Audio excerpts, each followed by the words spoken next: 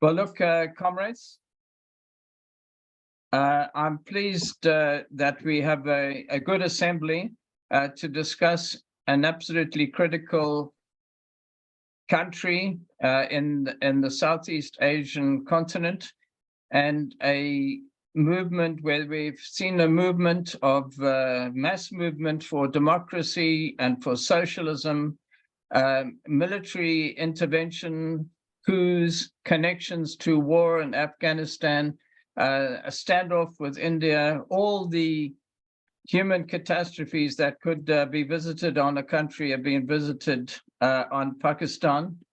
And along with that assembled crisis is that of climate change, in which there's been the country, which is highly dependent on agriculture, has veered between droughts and then exceedingly devastating floods, which have wiped out the cotton crop for a season, and actually have put a dampener on the future prospects for the country. And a country also on the point of the government making an agreement with the IMF, which is going to be catastrophic austerity for working people. So we have no shortages of themes, to intersect with Pakistan.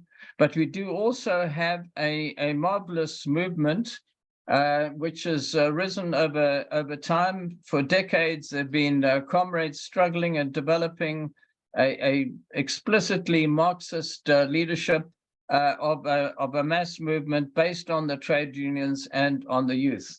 And I'm very pleased to be able to welcome Hamid Khan, who has played a leading role in the Pakistan Trade Union Defense Campaign and in the Baluchistan Workers' Alliance, to speak on the subject and to be able to help us understand further, what is happening and to improve our perspectives on a very decisive issue and a decisive country. And we want to hear what we directly from the labor movement, the future for the country and for its working class and for the continent. So welcome, Hamid. We're looking forward to hearing you.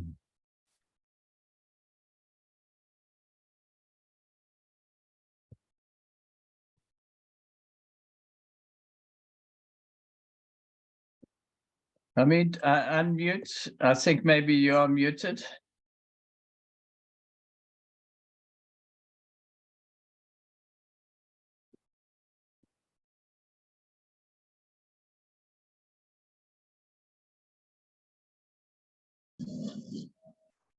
Okay, we're hearing a rumble. We look forward to hearing a voice. Unfortunately, not yet.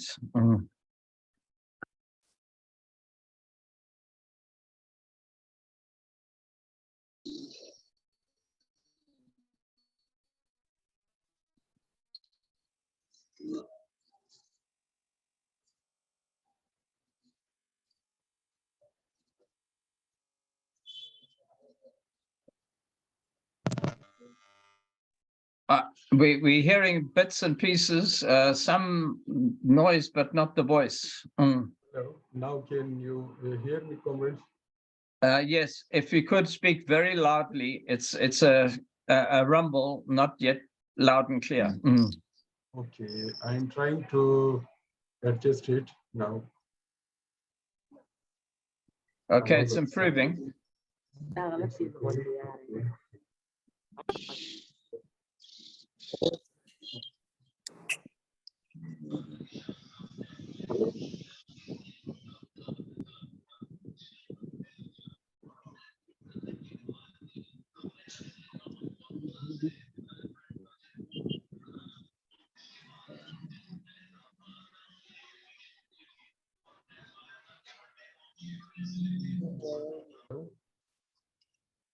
Is it okay now? Yes, but very faint. It's not really audible for everybody. I wonder if the headphones are actually more of a problem than an advance. Hello. Is it okay It's now? very, just barely. Okay. Okay. Hello, comrades. Yeah, okay. तस्वीरें कहाँ हैं? Comrade जन्नत, आप अपना mic off करें। मेरी आवाज आ रही है? It comes and goes quite a bit, and it depends a little on your voice. If you really shout, I think we will hear you. Mm. Okay. I'm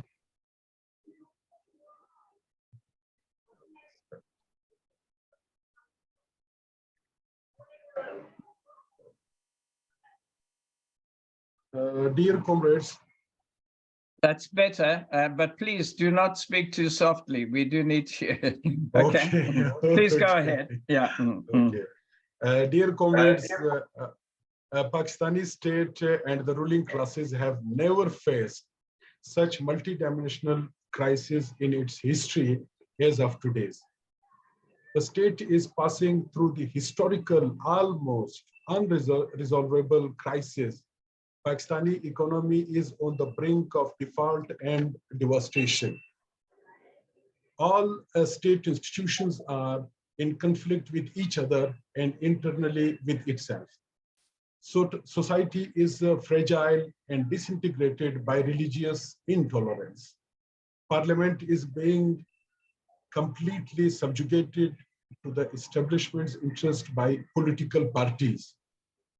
The country has a record giant debt level, which sucks a huge part of revenue as black hole in the form of paying interest on loans. A record high and colossal current fiscal deficit compels the ruling classes to divert the resources to non-development sector originally allocated for development subjects. A huge, unbridgeable budget deficit compels the ruling classes to rely on further loans from imperialist financial institutions, which is already unpayable. The trade deficit is fluctuating $30 to $40 billion a year. The precious foreign reserves are spent upon unimportant, luxurious imports items for a rich, tiny minority. Pakistan faces unprecedented terrorism, unemployment, corruption, poverty, price hikes, and lack of basic amenities for the vast majority of its population. The social and physical infrastructure has deteriorated. The flood disaster has exposed its extreme fragility. With the growth around 1%, the number of people falling below the poverty line is unimaginable. 60% of children have stunted growth, and 1,100 die daily due to malnutrition. 80% of the population is forced into non-scientific medication, sale of children, human organs, and collective family suicides are spreading like an epidemic. 66% of children can hardly receive a primary education. About 500,000 women die during children's birth due to the lack of adequate health care. Electricity, fuel, gas, and water shortages, along with the rapidly increasing prices, have made life of the impoverished masses even more wretched. Inflation and BRICS depreciation of the rupee have made life a horror without an end. The already debilitated agriculture sector has been further devastated by the floods. This has already exacerbated inflation. In reality, Pakistan's existence is now staked upon the informal or the black economy, which constitutes more than 2/3 of the total GDP. It is ironic that had there been no buffer of corruption and the black economy running the country's economic circle of Pakistan's economy, the Pakistani economy would have collapsed by now. Comrades, when the economic crisis manifests itself on the horizon as political crisis, so whenever there is an internal contradiction, we observe eventually external contradiction in that phenomenon too. So the case of Pakistan is very complicated, and so its perspectives are to understand the role of the the complicated and complicated perspective. The role of the parties and their leadership needs some insight analysis, because there are many deviations and illusions regarding the position of different political parties and their leadership in the political crisis. Such a case is better explained in George Orwell's novel 1984, where the Ministry of Peace concerns itself with war, the Ministry of Truth with lies, the Ministry of Love with torture, and the Ministry of Plenty with starvation. Though Orwell had caricatured the British and American imperialist states' hypocrisy during Second World War by naming their ministries with the real character they played, really opposite to their original name. Almost the whole left in the West perceived Pakistan Tehreek-e-Insaf, or Pakistan Movement for Justice, and its leader, the ex-Prime Minister of Pakistan, Imran Khan, as a radical anti-imperialist political leader by their camouflage actions and false rhetoric they created. The European left is sympathized to Imran Khan's narrative that his government is toppled by the US, and the recent PDM government is an imported government, which is installed by the US imperialism. For building that narrative, he projected a diplomatic cipher written by his own ambassador to his foreign office. This cipher became the pretext for a conspiracy nurtured by US to oust him from the government.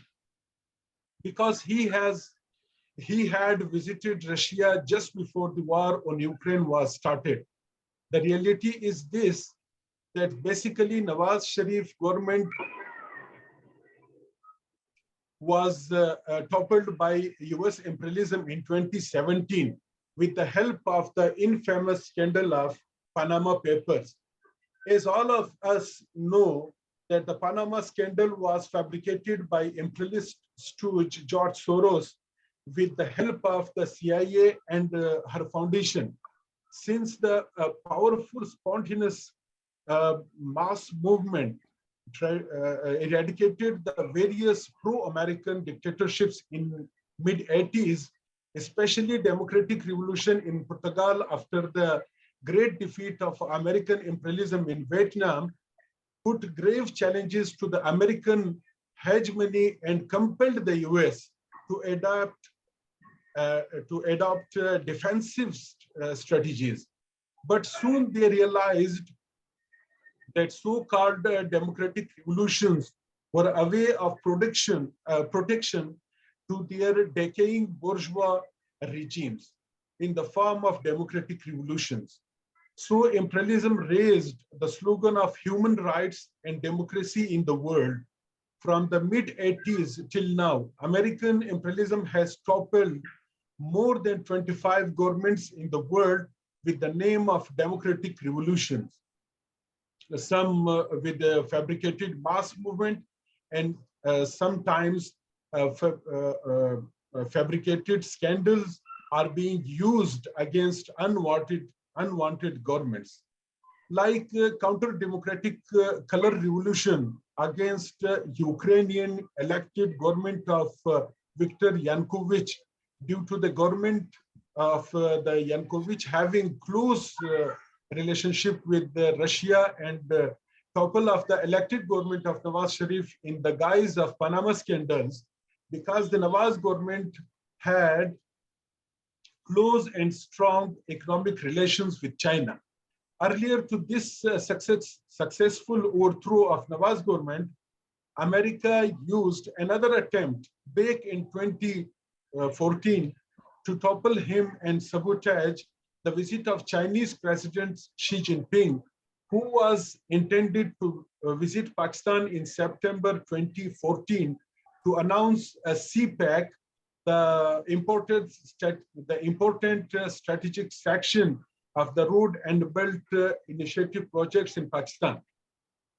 For this purpose, American imperialism used Imran Khan and his party alongside a religious Canadian-based cleric Tahir al-Qadri. Both had a strong backing in military establishment in the form of General Qamar Javed Bajwa, the then chief of the army staff for this regime change project. This was basically a proxy war which was being fought in the ruling corridors of the Pakistani state. Trembling economy with the overburden internal and external political conflicts puts the country into more complicated situations and deep polarization in the state and its pillared institutions. After the shameful defeat of American and NATO forces in Afghanistan brought General Qamar Javed Bajwa under great pressure from the US administration for the double role of the Pakistani state in so-called war on terror. While at the same time, Imran Khan was planning to post a three-star general, General Faiz, as chief of the army staff. General Faiz was a facilitator of Imran Khan in general elections of 2018. General Faiz, with military establishment, jointly engineered and manipulated the elections and results of 2018 in the favor of Imran Khan. Imran Khan and General Faiz were strong supporters of the Taliban fighters. When the Taliban captured Afghanistan, General Faiz Hamid visited Kabul to form the Taliban government and finalize the sharing formula amongst the various factions of the Taliban. His picture in Kabul city with a cup in hand, triumphant style of taking tea, provoked the concerns of different neighboring international powers against him and his role in the fight against terror. Imran Khan wanted to get another election result in his favor and amend the constitution of the country from a parliamentary style of government to the presidential one, with the help of General Faiz as chief of the army staff.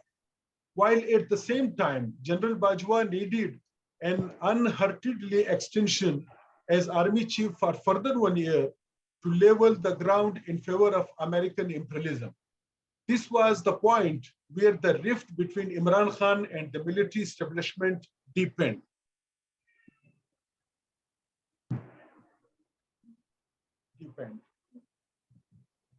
Imran visited Russia to blackmail and pressurize the American administration to accept his conditions for the future government. General Bajwa and military establishment withdraw their support from Imran Khan. So his government fell within weeks like a house of cards. Then Imran staged a drama and built a narrative that his government is toppled by the American administration through a conspiracy. So this chain of events created a perception, and Imran's gesture of pretending as a neoliberal anti-American affected the whole, almost the whole left, as perceiving him as anti-American. Pakistan Movement for Justice Party is the, if we precisely sum up, we can say that Pakistan Movement for Justice Party is the Syriza of the right wing in Pakistan, with deformed style, while Imran was the continuation of the fascist trend over the globe like Trump, Modi, Bolsonaro, etc. Basically, the failure of Imran Khan's planning for attaining the next tenure was the failure of overlapping the country with a dark and cruel fascist government, which would have a nexus with the reactionary Taliban and rigid Irani regime. The nexus will resulting in a devastating and repressive political situation for the working class to raise their voices against the crushing policies of the neoliberal fascist government. The existing era of cruel and exploitative neoliberal capitalist system needs fascist governments to implement the cruelest policies, anti-people policies, austerity packages of neoliberalism. While Imran Khan and his party had all the properties necessary to form a fascist regime, a party leading by upstart lumpen bourgeoisie, the new upper middle class, which asserted its social climbing position and places with the wealth of non-productive sectors of the black economy with the help of state machinery. Comrades, 9th May of this year was a significant day in the history of the military establishment of Pakistan. Aside from military and ruling class, there is not a single date in the whole calendar which is free from a mourning and tragic incidents for the working class. Even only the month of May has lots of bloody historical days in its slate for us and working class. 9th May in Pakistan history was the day when the polarization between the two fractions of the army officers went very deep. Earlier, Imran Khan was arrested on 9th of May from the court in the morning. On the same day, demonstrations erupted in the whole country, but unexpectedly on a small scale and quantity. Huge demonstrations and hundreds of thousands of people pouring to the streets were calculated by Imran Khan and his supporters in the state. Basically, Imran and his party were fantasizing from day first the Erdogan's Turkey for almost every particularly for Islamic fundamentalism, Muslim Brotherhood, and people's resistance against the military coup. Copying the Turkish style of resistance, a tiny group of excited people attacked the military installations on 9th May. Some military houses were set on fire. Their monuments of martyrs were destroyed. Stones were thrown and batons were charged on military and private vehicles, and arsons took place in markets. Imran's middle-class workers, who are fully active on social media, were expecting other poor youth and workers to come out for their part of resistance, which never happened. Officers and supporters of Imran Khan, waiting for hundreds of thousands, remain on waiting till the overestimated rebellion failed and they were arrested. And now the triumphant section of the state and government is asserting strength and implementing its rule really ruthlessly. Comrades, in the center of these severe crises, a new great game is taking place in the region, especially in Pakistan, particularly around the Duran line. On the one hand, US and NATO are fighting their war of imperialist expansion towards the east of Europe in Ukraine through fascist narrow nationalist militias of Ukraine and proxy mercenaries like ISIS and Al-Qaeda against Russia. While on the other hand, the US is gathering its forces in the south against China. One fraction of Afghan Taliban ruling in Kandahar are increasingly coming under the influence of America. American Marines being seen oftenly in Kandahar.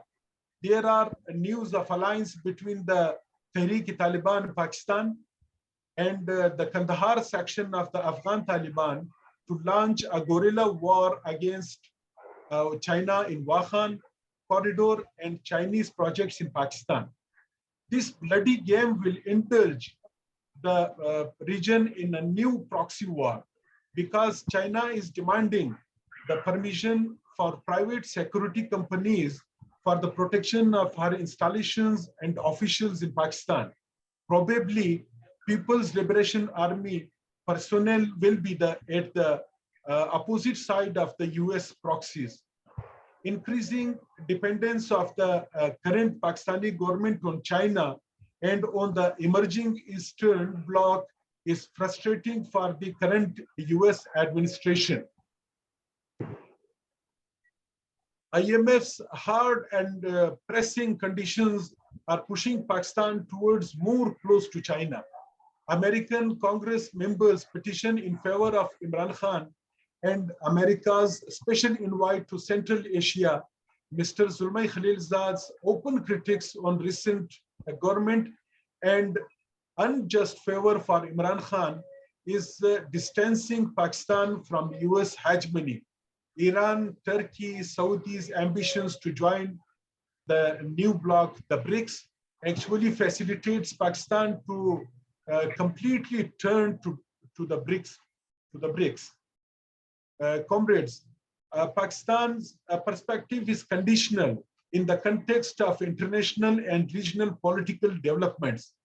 Pakistan's current government decisions to put its weight in the polarized international alignment in the absence of any mass or workers movement will determine its future at the first step. Strict pressing conditions of the IMF for a bailout loan for Pakistan and reckless behavior of the Pakistani government will result in a sovereign default. On the other hand, the Pakistani government's baseless boldness indicates some assurance from China and Middle East countries to bail out Pakistan from current financial crisis. In the form of default, Pakistani general masses are going to face the pain of protracted process of financial default situation. Unprecedented inflation and high prices for basic necessities of life will break their bones, while the ruling and middle classes will rely on their black economy to survive. With the addition of proxy war imposed by US imperialism as an insult to injury in the form of Tehrik-e-Taliban Pakistan and Afghan Taliban alliance against Pakistani forces and Chinese projects will aggravate the deteriorating situation at its worst. None of the main political parties of the country has any program apart from masses, even for their own capitalist economy. They are witnessing the demise of their system as passive spectators. All of them have only one method for development, that is bailout package from the imperialist financial institutions. It is a temporary oxygen, consequently more indulgence in the maze of debt trap. Comrades, as we are witnessing the fascist regimes and leaders to implement the cruel imperialist policies of the liberal economy, and at the same time as we are observing the marvelous movements of the workers youth and oppressed masses from one country to another and from one region to another region. The ruling classes are trembling from the militant mood of the agitators. Pakistani society has also seen very huge movements of the employees for wage enhancement in the recent past. But there is a lacking of the proletariat-based movement in the country. Due to that, various middle-class, petty bourgeois, opportunist or adventurous tendencies are emerging on the left. Workers' movement has been silenced by the betrayal of its trade union corrupt bureaucracy and with the method of hire and fire contract basis hiring. But there is a great anger in the soul and heart of the working class and masses due to the cruelties of the system and ruling classes. I think, unfortunately, we have less time to build an organization to lead the movement erupting more quickly than our expectations in the country. Thank you, comrades. Many thanks, Hamid, for giving an introduction to this discussion, which covers an enormous range of social statistics and other graphic data, in relation to the crisis, which you mentioned is multi-dimensional. I see in The Economist, the latest version, they're talking about a perma-crisis. In other words, that Pakistan is always in crisis of one kind or other. But the simplification of Marxism is that we are looking at the class forces in play. There are many complexities in relation to politics, and in particular to the military, which I think we could, in particular the military, which I think we could discuss. But we are very keen to understand a little more about the movement of the working class and its organization, and also of the peasant forces as well. But thank you for that introduction. Could I start by asking comrades to indicate the questions, to come in maybe with questions? We've had, it's a complex situation, particularly the politics. Maybe we want to get further information about that, and then to indicate where you'd like to make a contribution. I would like to congratulate, those who are connecting from Pakistan and elsewhere who have not previously participated in our WIN discussions. To know that we welcome contributions. They may be many-sided, but we base ourselves on debate and then resolution in a democratic way. So, please indicate questions from comrades.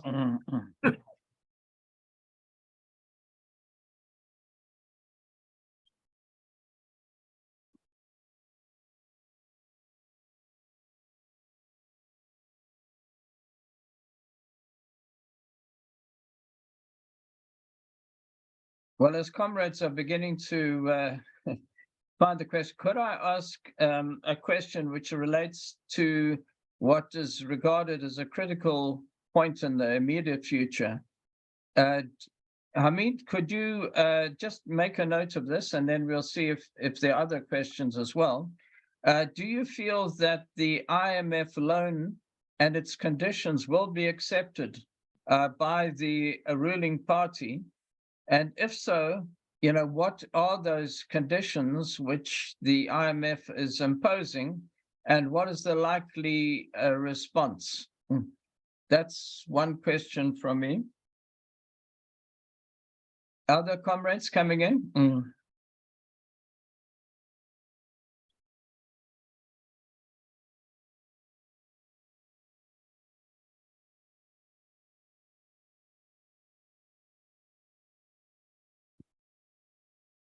Well, could I add another question? I'm sorry, I seem to be the interrogator here. Apologies. But could you please deal with the policy of the current government? I think it's called the Sharif government, towards the Ukraine war, And what they are saying, you've mentioned that they are expecting to be able to import oil from Russia. What is their policy, or are they calling themselves neutral and maybe holding a position of some neutrality between the IMF, which is obviously a source of American influence. So let me just phrase it that. So what is the attitude to the war? And then thirdly, if I could ask, what is the policy in relation to China? I think we know that there have been some very big Belt and Road initiatives in Pakistan. Pakistan could be a major causeway, in other words, a passage, to the sea for parts of China. And on the other hand, I understand, and please consider this when you reply, that there's some antagonism, from local people of maybe a different political groups. You've mentioned the fact that the Chinese have proposed that they'd have private militia to protect Chinese enterprises, in Pakistan. So maybe we could discuss that further. As we see, that's some complexity in terms of, the situation. Other comrades, please come in. So I'm not the solo here.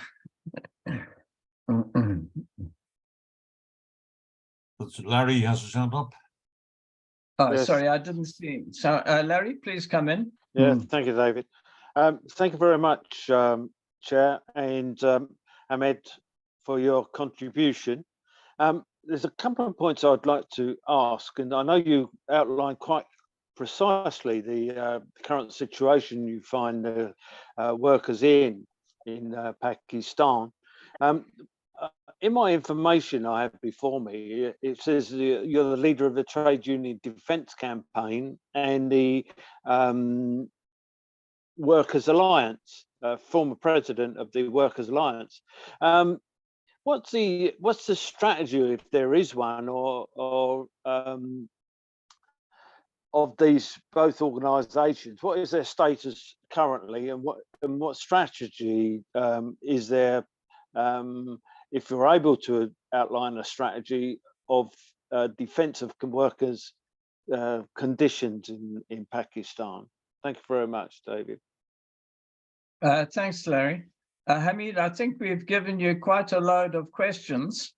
Please know that I'm sure there will be contributions, but I think the situation may be that comrades are thinking through the issues and will come in a little more later. So please come in, maybe for a period, but do know that our method, our style is to be granting you time towards the end of the discussion to be able to sum up and answer all other questions. So this would be your first opportunity to speak and reply. Please go ahead.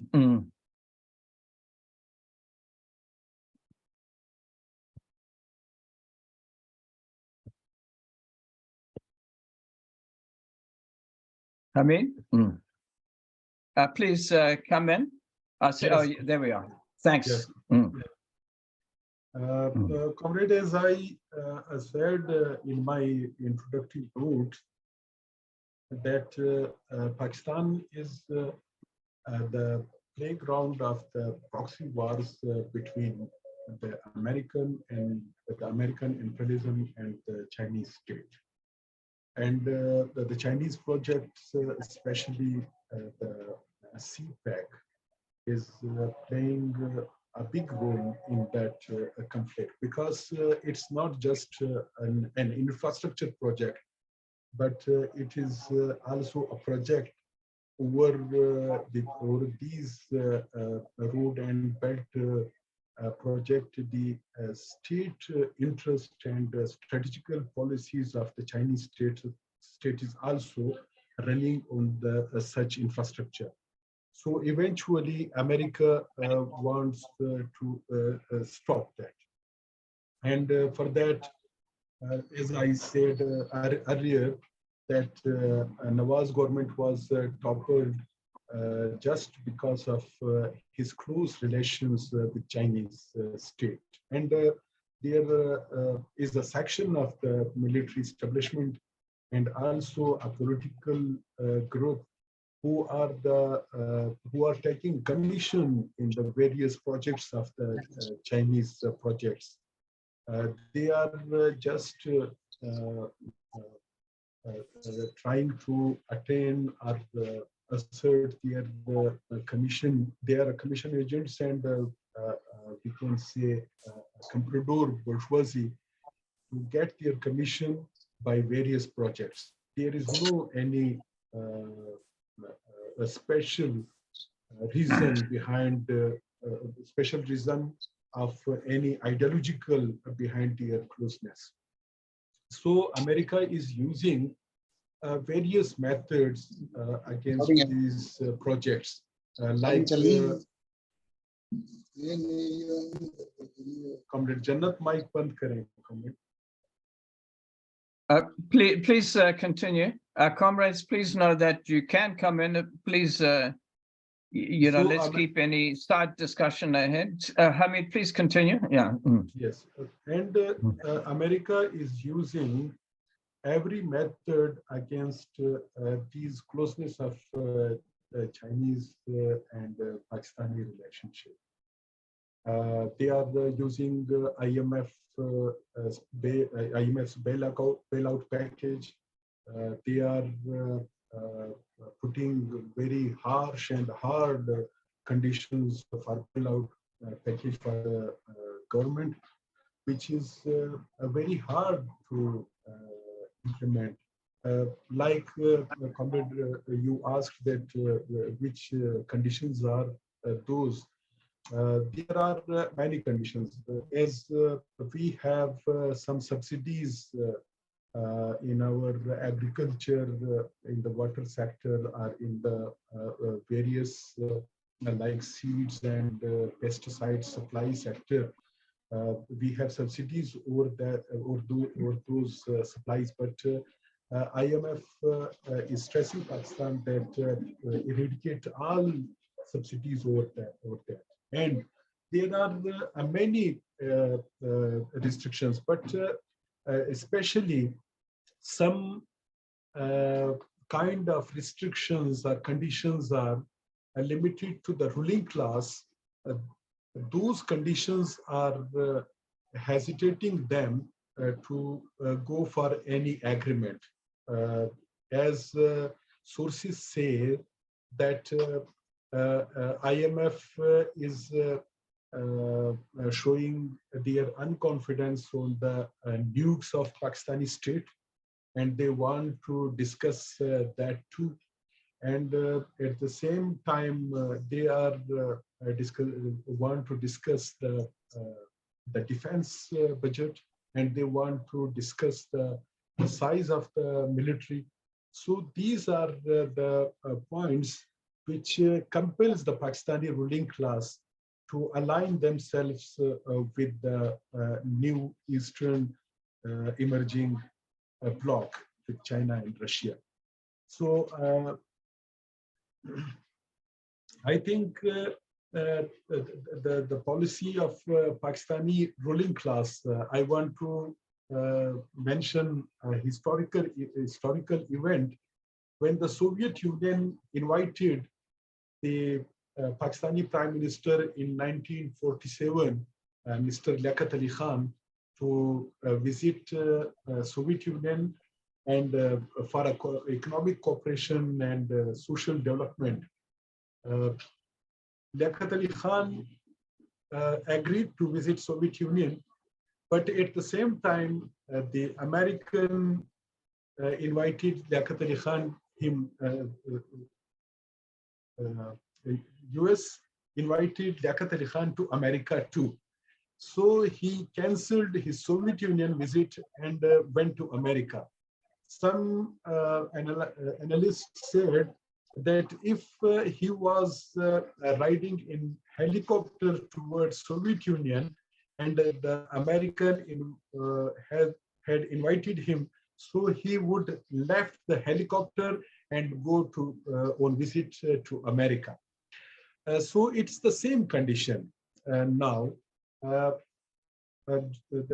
Pakistani government and the ruling class, most of them have their all earnings in the West. In the West, they have their all wealth, all the banks, especially if we discuss just one news that 12 Pakistani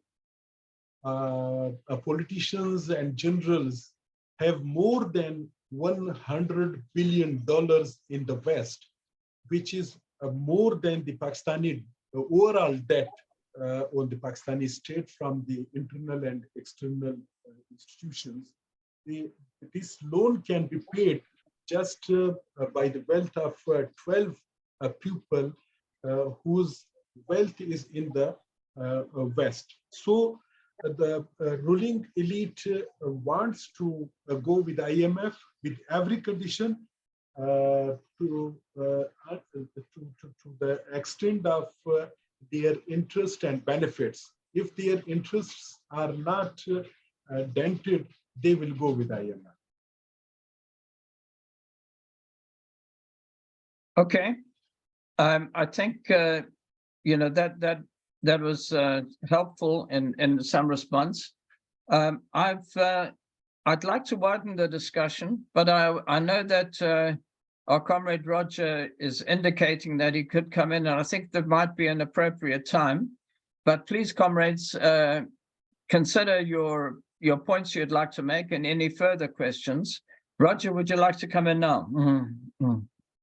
Yes, okay, thanks, comrade. First of all, thank you very much to Comrade Hamid for his lead off and for the information he's given. I welcome also that there are many other Pakistani comrades present, and I hope that they will intervene.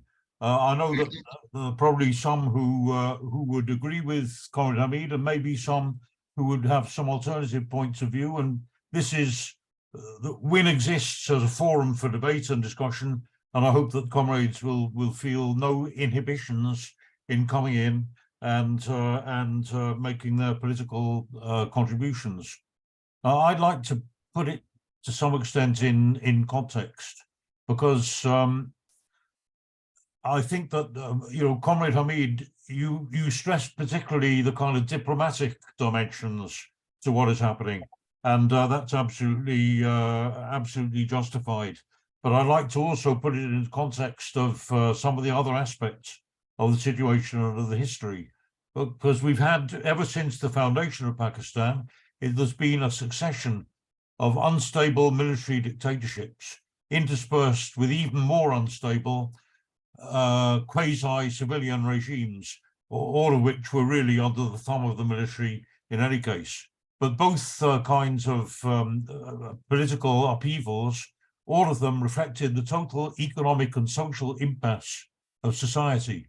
Really, what we've had now is a military coup. The emergence of Imran Khan came from a kind of popular revulsion of both these rotten traditions, but Imran Khan too has been quite easily, I think, elbowed aside by the military once again, or in effect, a hidden military regime.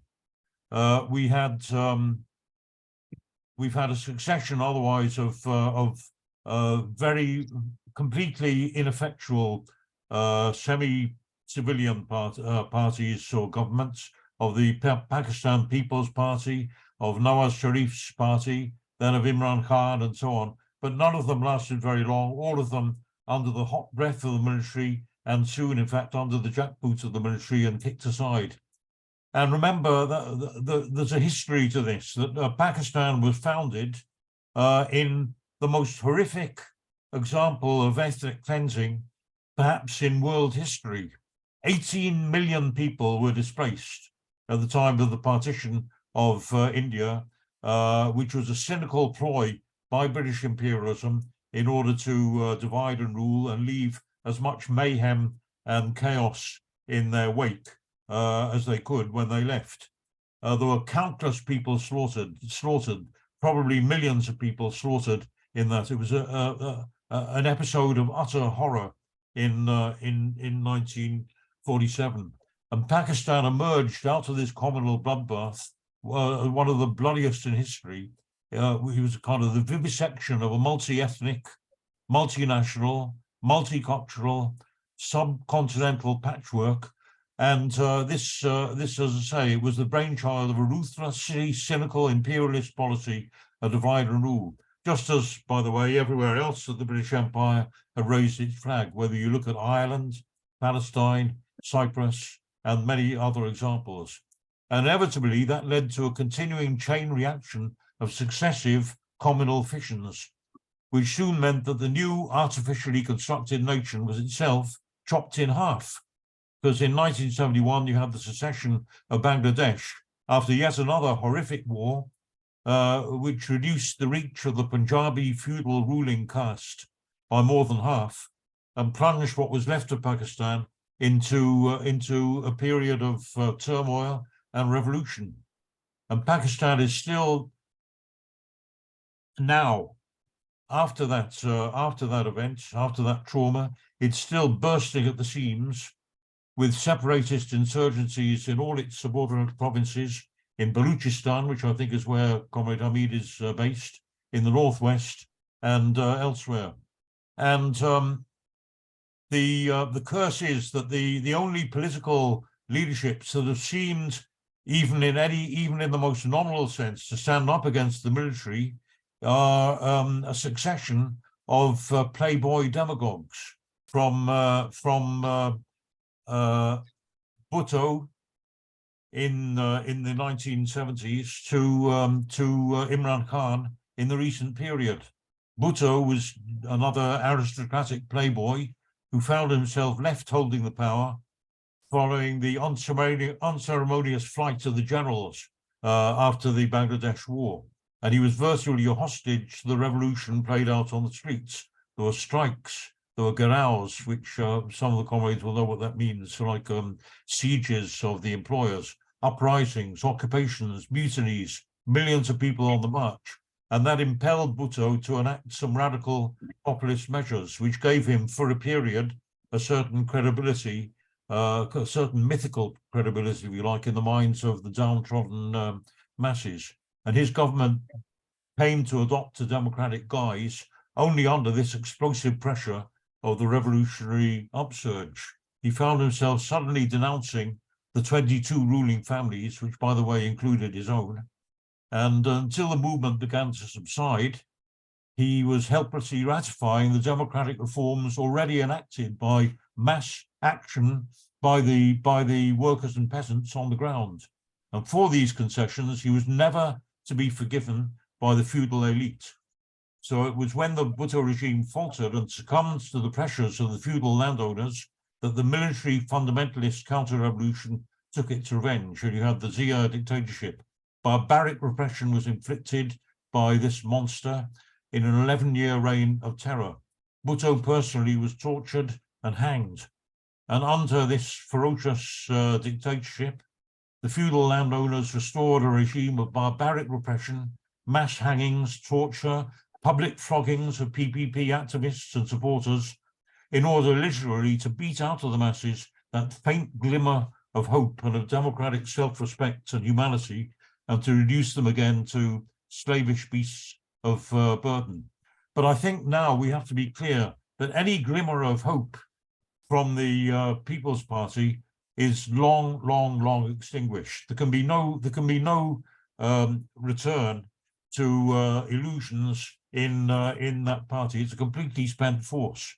And since the proof of that is that accidental figures like the cricketer Imran Khan came to fill that gap.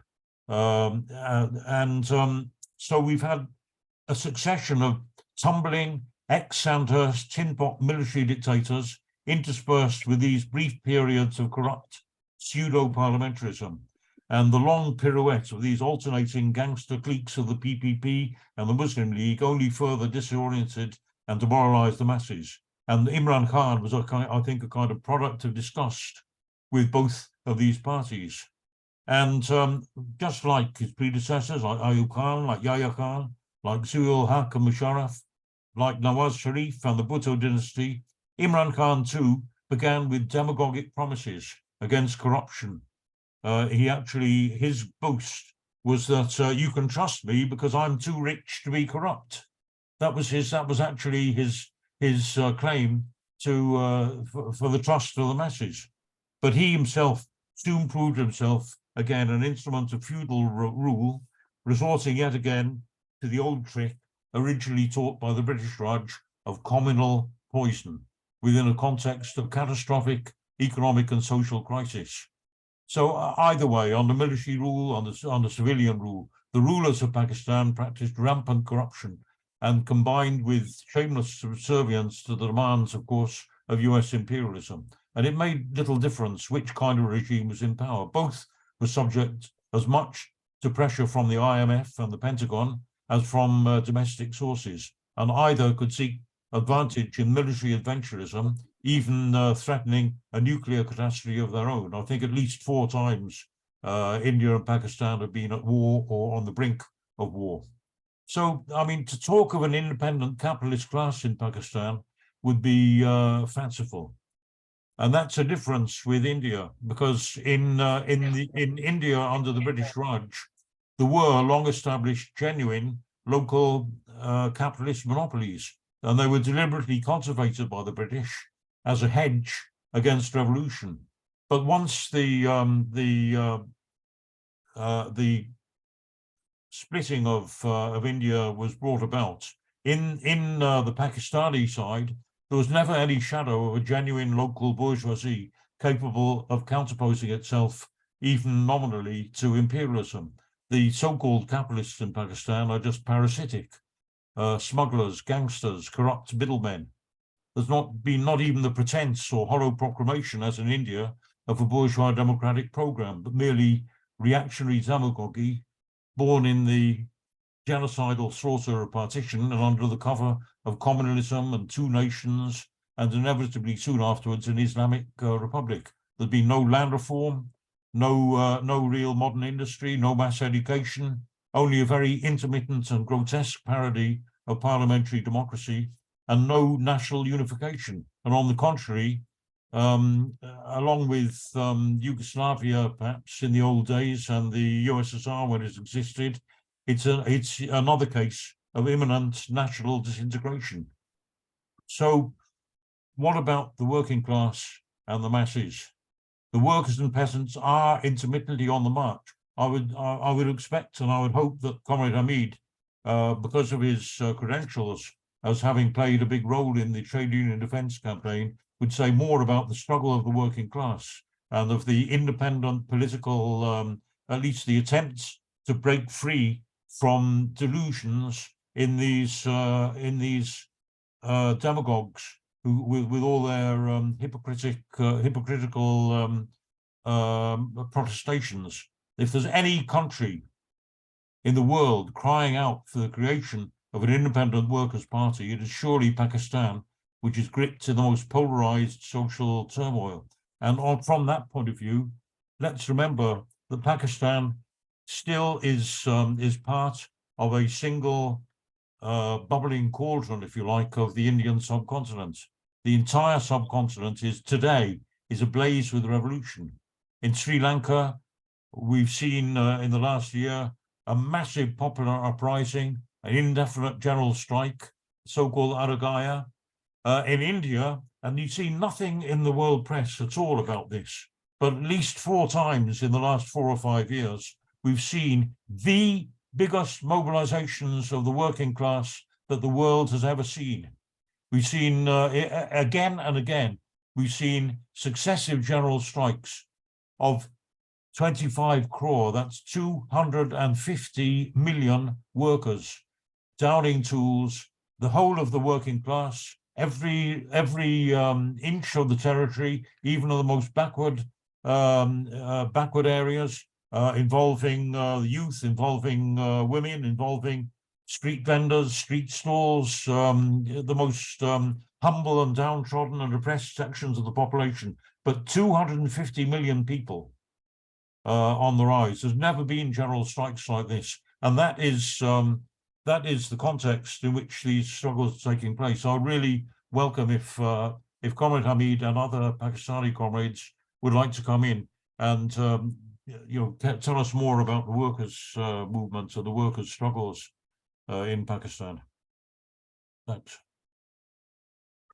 Roger, thanks for a very graphic intervention, and based on, I think, quite solid work over many decades and following closely on Pakistan developments. I would like specifically to invite any comrades who have not previously participated to indicate now, if you could. As you see, there's some rich debate, there's much discussion, and we'd really look forward to your contribution.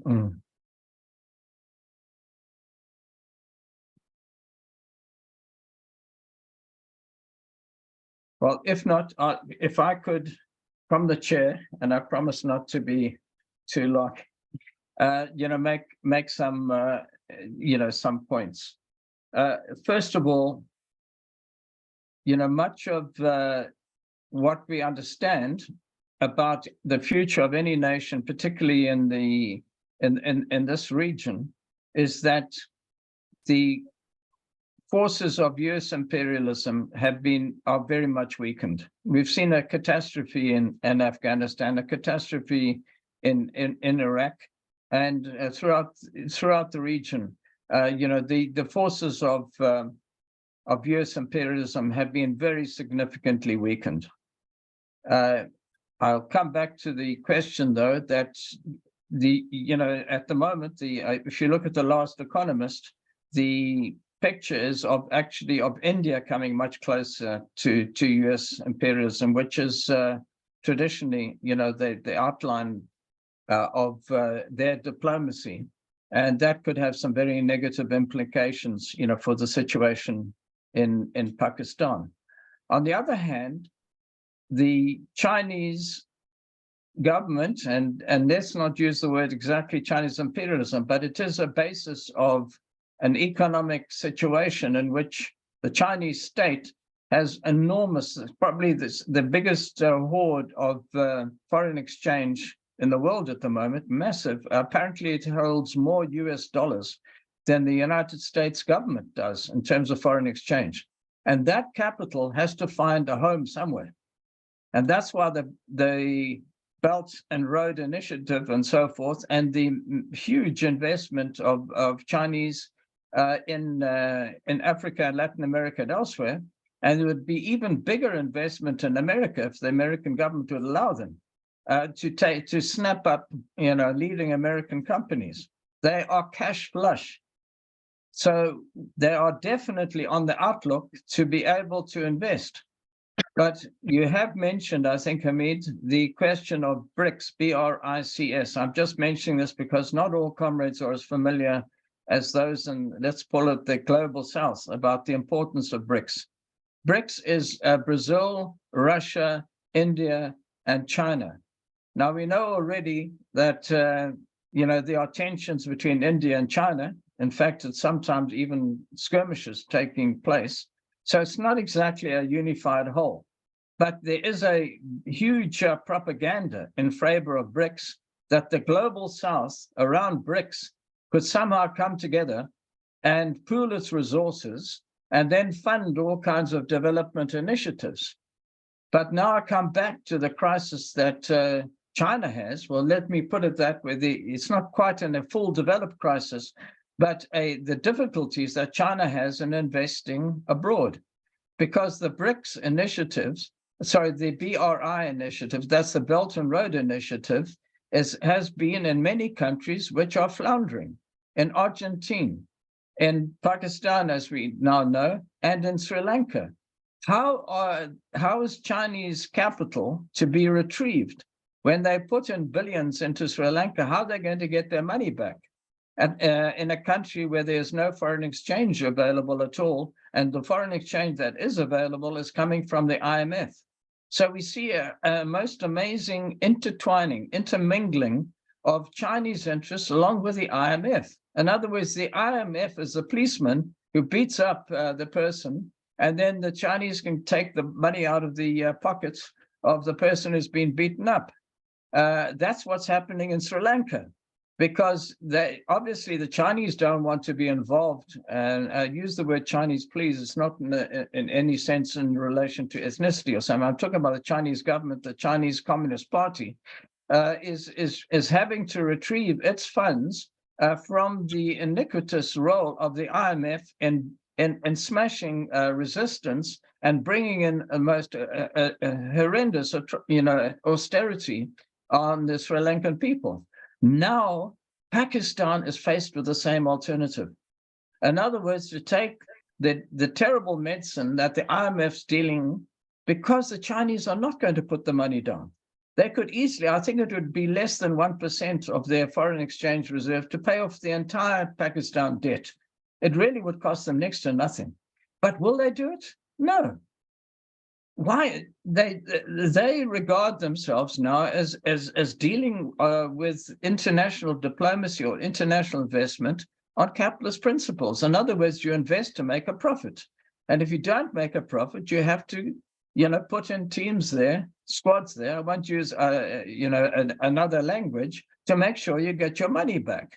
And they are actually struggling to get the money back on a lot of these Belt and Road initiatives. They don't disclose, so it's all rather secretive. But those who have made a study of it and have identified the issue are undoubtedly right that they're unable to be able to retrieve their money in most of these cases. And Pakistan is a leading case.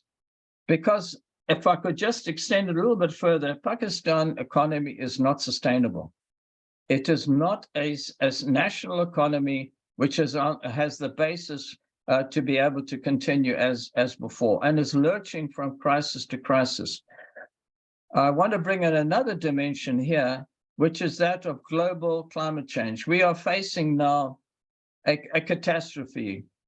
It's dealt with by the advanced capitalist countries, have dumped all the CO2 pollution into the air, but it's the countries of the South, largely, which are feeling the extreme heat. Apparently, India is going through this right now, and the devastation of alternating droughts and floods, which are literally physically smashing the infrastructure of these countries and developing debts which are unpayable. They are unsustainable, unpayable to China, unpayable to America. So we see this catastrophe which is being dealt with, which have been dealt on the developing countries, and Pakistan, it seems to me, is like a boxer who's been beaten and beaten again, is on the ground, standing up, trying to stand again, and then beaten down again. And that is, that is no future for the bourgeois, but the working class is the only basis in which we can see the way out of it. Because with all the politics and the complexity of that politics, with the military as the one common factor, in a sense, that is where the Americans have put all their money, have been using it absolutely shamelessly in intervention in Afghanistan and supporting Taliban or whatever forces they want to use in Afghanistan. They've been the absolute creatures of the CIA down to the minutest detail. And now they are trying to rule again, and it looks as though Khan is, is being the judgment is that Khan has actually lost out to the military again, which is the story which Roger has explained over time. In other words, weak democratic regimes which are overturned at the drop of a hat, and then we see a situation in which there's polarization, huge polarization on the provincial or national basis, the national question roaring everywhere as people become more impoverished. So you find these tensions develop, and then the working class is divided on these bourgeois political basis. In other words, for one party or for another, which is an absolute catastrophe, which is for the country as a whole, because it's only the working class and the peasantry which can represent the nation. The bourgeois has entirely failed to represent the nation and to carry out any of the national or democratic tasks, which Roger has outlined. So therefore, I'd like our comrades to focus in on how does the working class organize itself at the moment, resist this austerity which is to come, which is going to be catastrophic, for ordinary working people in Pakistan, and develop the political strength to be able to resist whatever regime is put in place at the top, and to be able to fight for democracy and for socialism in the country, which will bring the whole of the region into alignment with socialist ideas. Sorry to go on a bit long. Karen, would you like to come in? Hamid, please make a note. You will be allowed to come in and give a full response to all of this. Okay. Carry on. Thank you. Thank you for an excellent lead off. My name's Kieran. I'm based in Belfast in Northern Ireland, But, I would follow the British news. The British news is what most people follow here. And events in Pakistan have been covered very widely in the recent period. I think in part because there's such a large population in England and Scotland and Wales of Pakistani origin. So there's a lot of coverage. And the coverage tends to be very favorable towards Imran Khan. He gets extended interviews. He has the ability to project his politics, to the population in Great Britain. He was on today, for example, he's on the radio earlier today making certain points. And can be difficult because of the coverage. The coverage is because it's so favorable to Imran Khan, it can be difficult to fully work out what his politics are, what his platform is, what his base is, and what the perspectives are for the next period. So my questions are really about Imran Khan and his movement. In the interview today, he said that his political party is the largest political party that has ever existed in Pakistan. So is that true? Is it large in terms of its actual base, its membership? Does it have connections to the trade unions, for example? Does it operate in some way like the PPP did in the past, a bourgeois party, but with genuine links to the working masses in the cities and the towns, and to the poor labourers in the countryside? So does it have a social base? To what extent is his party regionalised? Because my understanding is that he has a regional base as opposed to a national base. So he has something of a national base, but his support base is more in certain regions. And what is his perspective? What's his perspective if he were to return to power? What's his platform? And what do we believe is the perspective for the next period, dependent on events? So Imran Khan in the radio interview today said that he thought there was a very high risk that he would be imprisoned tomorrow, that he's up in court, he's on 17 different charges, he's applying for bail on each of the 17 charges, and it will just take one. If he's turned down for bail on one charge, then he'll be imprisoned. And he wasn't predicting violence or mass upheavals, but he was hinting at that. He was hinting that there would be a mass reaction if he is imprisoned. He was also saying that if he is imprisoned, his life will be in danger. He might be imprisoned and never emerge again. So just more information around that would be helpful if you have time. And I know you don't full time, Hamid. And then I would also echo the questions already been asked about the movement, the trade union movement, the political movement, to what extent, or to what is the perspective in terms of the workers' movement. And finally, I was going to just make a couple of points and ask questions around the national question, but it's just been touched upon by David and earlier by Roger, and we don't need to repeat points. But I think we're all aware that Pakistan, it's a very, very large state, very populous, 230 million, very large geographically, but very distinct regional identities, which at least have the outline of, nation states, nation states information. If the crisis of capitalism continues, if there is no way out for the masses, will there at some point be an explosion which takes a national form, which of course, for the point of view of the working class in the cities and the towns, the rural poor would be a disaster. So thanks again for a very interesting lead up, and interested to hear your comments. Thank you. Thanks so much, Karen. Comments, I think there was somewhere asking whether it's possible to ask questions. Please do ask those questions, and please just indicate, put your hand up if you can, otherwise just unmute and come in. Yeah, can I ask a question, mainly? Can you Yeah, hear me? please go ahead. Yeah. Yeah, Mm. okay. So if, it's very interesting discussion and all this information.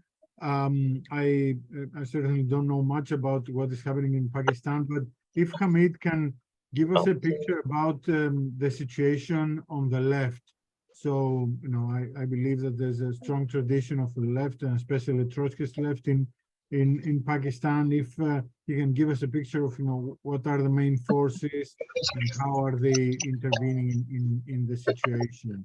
I know it's too many questions, but if you can, light this for us. Thanks. Well, comrades, I'm just seeing if there are any other indications. Otherwise, I do think we've got quite a formidable set of questions again, Hamid. If you would like to come in now, this won't necessarily be the summing up. I do think there are other comrades who'd like to come in over time, but please do take the time now, maybe another 10 minutes or so to come in and answer the questions that have been posed. Comrades from Pakistan would like to comment on these questions. I would ask Comrade Hassan Jan and Riaz Baloch to comment on such questions.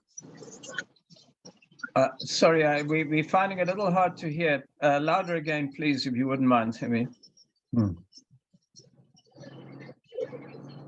I would ask Comrade Hassan Jan and Comrade Rauf Baloch to comment and take the contribution, the discussion on various issues, please. Well, that's a good proposal. What would one of the comrades please unmute and come in?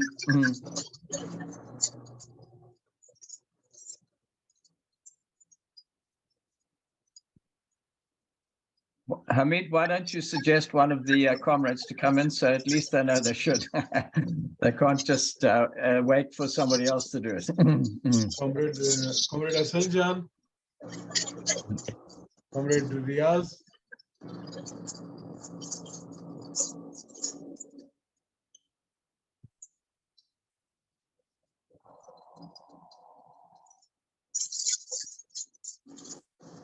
Comrade, just unmute and come in. So, comrades. Comrade Hassan, Comrade Riaz.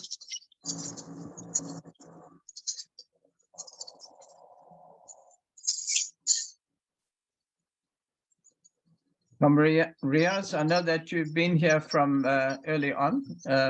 I see you are muted. Maybe you are trying to come in. Please click there and unmute and you're with us.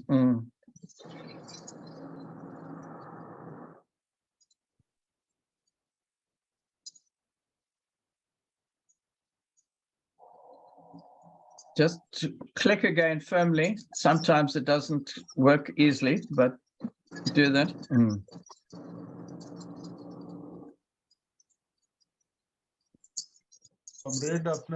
Comrade Riaz अपना जो mic है उसको unmute कर दें और फिर बात करें. ये जो इन्होंने डिस्कशन की है उस पे बात रखें.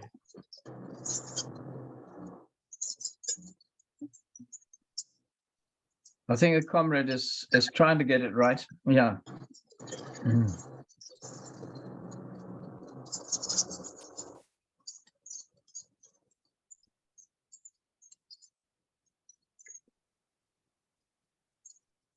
Actually, English language is a big barrier for expressions. No, I appreciate that very much. I know that can be a problem, but please, comrades, don't feel too concerned. I think fruitful discussion has been done in this conference, and Pakistan perspective was discussed thoroughly. As Hamid said, that the political and social conditions, the Pakistan's perspective, definite perspective cannot be drawn, but this is traditional perspective. What the IMF and China relations were discussed, I think there is a requirement of more discussion in coming days, and the sessions which are being conducted by the comrades should be continue. And Pakistan is, I think, a central point of the revolution due to the geopolitical positions and the conditions of the working class. I think the hungers are not a single point to bring the revolution. There are the conditions. And Pakistan working class is no doubt is divided and organized different parties. But in spite of that, I think that the Pakistan's working class know about its interests and know about the class interests. As far as Pakistan People's Party is concerned, I think that Pakistan People's Party in present conditions is not performing properly what has been manifested in his manifesto and the founding document. In spite of that, the only party in Pakistan which differentiates from others due to the connection process. And number of times we observe that Pakistan People's Party lose the support of masses in the past, but lack of the weakness of the working class parties, Pakistan people again and again restore political. So there is, I think, there is very much big chance to re-emerging the Pakistan People's Party in Punjab, in central Punjab, in different regions of Pakistan. And in present days, the Pakistan People's Party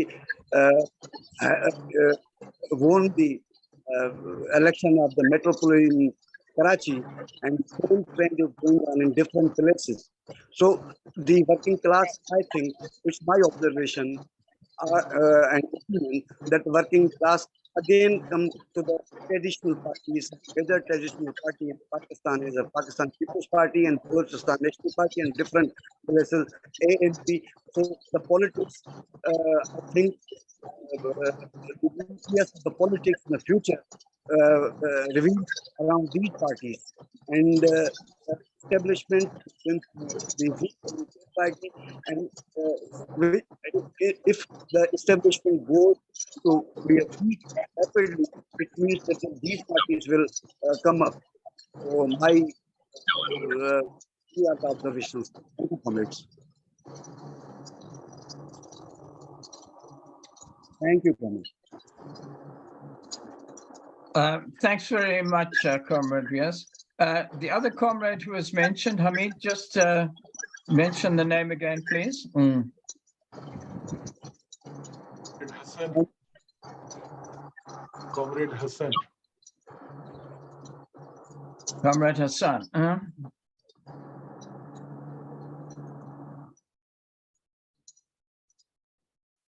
Comrade Kairan, if you switch off your mic, please. Okay.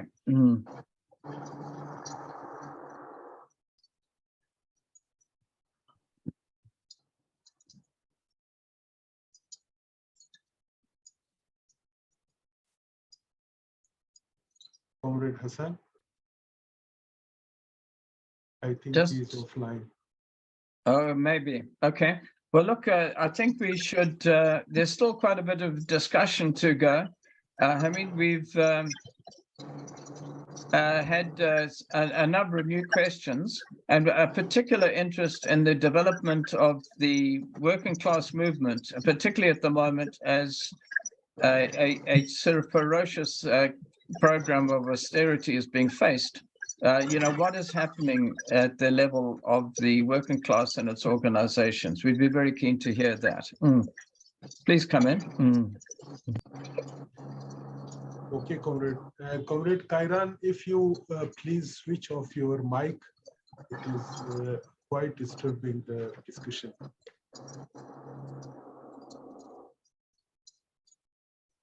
Comrade Kairan.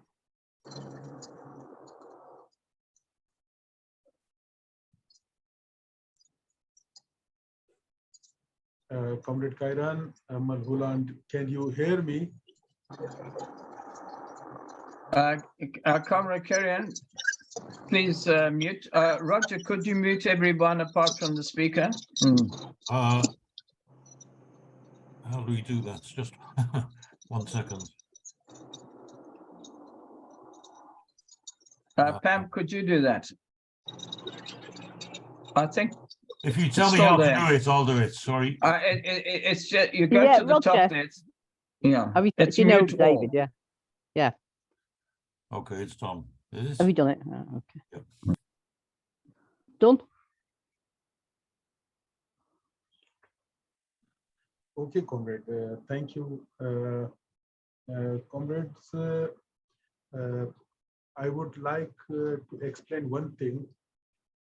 I didn't go through the facts and figures of the Pakistani economy because here in Pakistan and in the region, we feel that the European left, especially considering Imran Khan as a radical left leader, or an anti-imperialist and anti-neoliberal policies leader. And I had to explain that position that Imran, as I said earlier, that precisely that Imran or his Pakistan Movement for Justice is just the right-wing Syriza of Pakistan, as Syriza was the left alliance of the organizations in Greece. So it was a right-wing alliance of the right-wing parties in Pakistan, especially like Muslim Brotherhood Party of Pakistan, Jamaat Islami, and some other right-wing parties and figures also joined the PTI. And they were talking about the 1400 earlier state of Medina, the state of Prophet Muhammad. They were trying to establish a state of theocracy in Pakistan, like the state of Prophet Muhammad. And that was extreme right wing of Pakistani politics. And Imran Khan, you must know that he said, he declared the Osama bin Laden, the Al-Qaeda leader, as a martyr in the whole parliament in his speech. So he is a staunch fundamentalist, a right-wing, far right-wing leader of the Pakistani deep state. He is Imran Khan. So he pretends sometimes like he is struggling against corruption and some other bigotry values in Pakistani politics. But as Comrade Lal Khan said once, that Pakistani state is fundamentally existing because of corruption. If there is no corruption, Pakistani state would have collapsed soon earlier. So I think that Imran Khan and his lifestyle, as Comrade Roger said earlier, that he is a playboy, and he announced it openly in various conferences and media talks. And After that, he said, I am now aware of many politics and ideologies, but he fluctuates amongst various politics. Sometimes he is impressive from Khomeini, and sometimes he is praising Zulfikar Ali Bhutto. Sometimes he is talking about the revolution in China. He has not a single theory. And as Comrade Lal Khan talked to us once, he said that I never understood that the ideology of Imran Khan, that what ideology he follows and which ideology he wants to implement in Pakistan. So I think after 9/11, the story of Imran Khan is finished. Some external habitants in Europe are staunch supporters of him, are still with him. But I think he is under a great charges which will be tried in various courts, and I think these are 17 charges, and none of them are false charges against him. He did historical corruption in the Pakistani politics. His front men and his front men and women, especially he used women as he used the women in his agitations, in his sit-ins, in his demonstrations. He used women as his front stooges as for corruption in various contracts and projects. So I think there is no space, no room for the politics of Imran Khan in future Pakistan. He was brought in government by the military establishment. I remember when his party membership were proceed in various parts of the Pakistan, the military jeeps were standing both sides of his camping of the recruitment, the various workers in his party. He came to power on the power of military establishment, on the shoulder of military establishment, and military establishment fully supported him to bring him on the in the government. But when he made contradictions with the military establishment, and he thought that he is a powerful ruler and politician in the country now, from that day his decline was started. And now his party is almost all leadership have left his party, and they have got membership in other party, Pakistan Istehkam Party, the party of strengthening of Pakistan, if we translate it in English. That party is also supported by establishment, created by establishment, and supported by establishment, and all the leaders who were in Tehreek-e-Insaf or Pakistan Movement for Justice are bringing here in Pakistan Istehkam Party. But Pakistan Istehkam Party is not getting boom despite the very and full support of Pakistani establishment. So I think in Pakistan, when the last 2 decades, establishment were trying to build various factitious leadership and parties to bring them in the government and do some reforms to establish economy and go ahead. But they are fully unsuccessful in their projects. And now the process is out of control of every power in the country. And especially, I can say that the natural social process of the society and its politics is taking place in Pakistan. And the left is, as Comrade because asked, the left politics in Pakistan is taking place. And I myself leaded the movement in Balochistan for 12 days. We blocked all the main roads of Balochistan. We cutted the Balochistan from the all Pakistan for our demands. We sit in the front of the Prime Minister and the Chief Minister and the Governor House in the red zone, and we blocked that for 12 days. But we got some enhancement in our wages.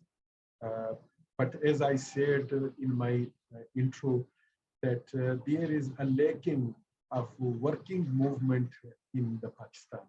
The proletariat movement are less interested in the movement because of their bureaucratic leadership in the trade union, and also because of the various policies of the state in Pakistan. They are implementing the hire and fire contract policies all over the country.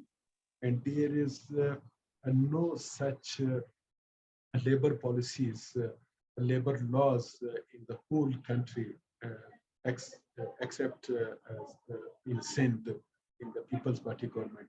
But the 3 provinces and the federal government is running without any labor policy. So the left is gaining orientation, but as I said, that the lull in the Pakistani politics and in the society has affected the left parties and organizations. They are tilting towards adventurist and opportunist tendencies. But the process is going ahead, and all the left workers are learning from that process. The working class is also learning from these processes, and radicalization is there. The cruelty of the capitalist system and neoliberal economy and policies are pressing people to their last extent, and people are very full of anger against the system, but they don't know still that the emancipation is in the Marxism or in the theory of socialism. But I think that situation is at a time cut across each other. As I said, that the fascist regime's installation, and on the other hand, the movements of the working class is also erupting all over the world, as also in Pakistan.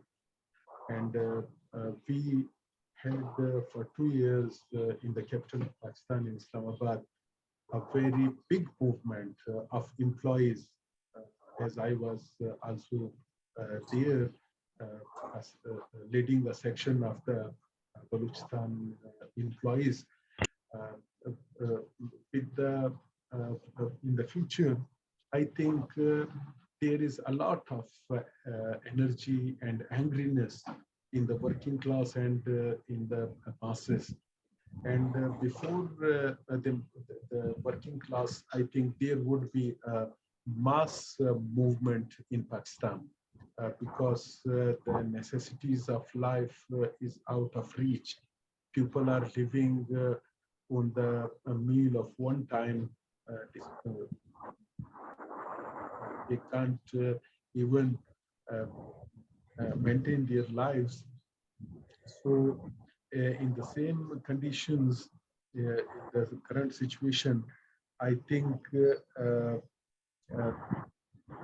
various questions which were asked here, I think every single question, like national question, like other, as we are trying to do work in traditional parties, these all questions needs and a separate sessions to be discussed.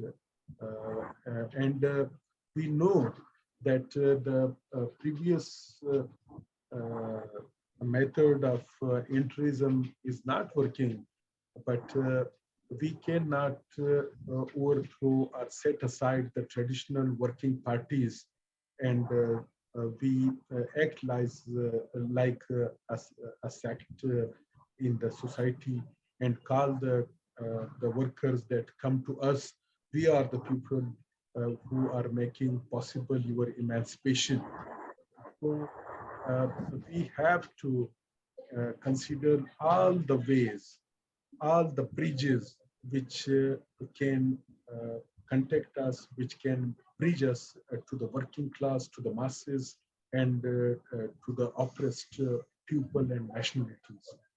I think if we bring this discussion separately on every single point, and we discuss it thoroughly, we will find a way, especially in the weak chains of the capitalism, like Pakistan is proving itself as a weak point of the capitalist system. And we are not so far. We are not very far from the movement in Pakistan. Pakistan will see very soon a big movement, a mass movement in near future. Thank you. Hamid, thank you for a very competent summing up. And can I now draw our discussion to a conclusion? Could I say that this has been a very rich discussion. Unfortunately, not all of us are fully informed with the work which is being undertaken in the working class by comrades. And we are following it as closely as we can. We've been a little out of touch for a while, and that's been a bit of a challenge to us. But we are very enthusiastic to be able to hear the developments which are taking place in the movement and in the organizations which are struggling to represent and lead the working class. Can I say also that we are aware that there are different views, different tendencies, can we say, different aspects and approaches to strategic and political issues within the movement, and we are keen to hear and to help resolve some of those issues.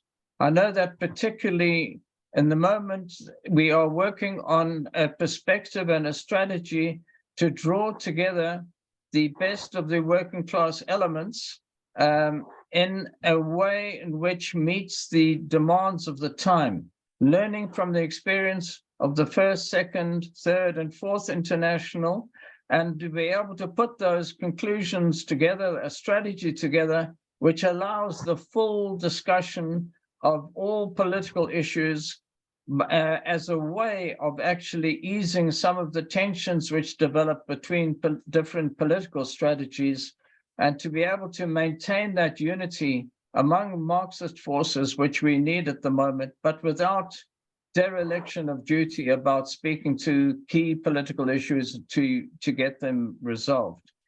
We will be having further discussions, particularly on Pakistan into the future. We look forward to your further participation, Amit. Roger, would you like to come in on this question and maybe future discussions?